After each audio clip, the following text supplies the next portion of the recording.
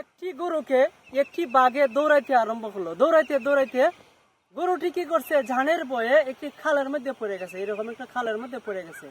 পড়ে যাওয়ার পরে গলা মতো গাড়ে গেছে। বাঘও কি করছে, পিছনে পিছনে আরেকটা লাফ দিয়ে ওই জায়গাতেই পড়ে গেল।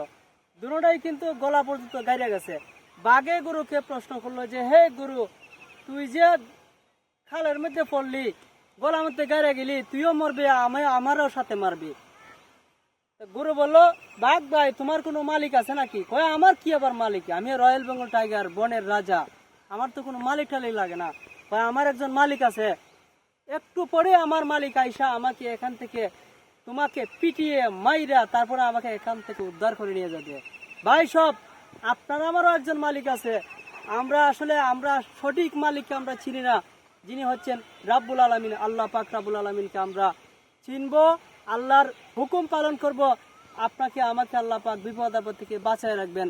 ধন্যবাদ সবাইকে, ভালো থাকবেন, আল্লাহ হাফেজ।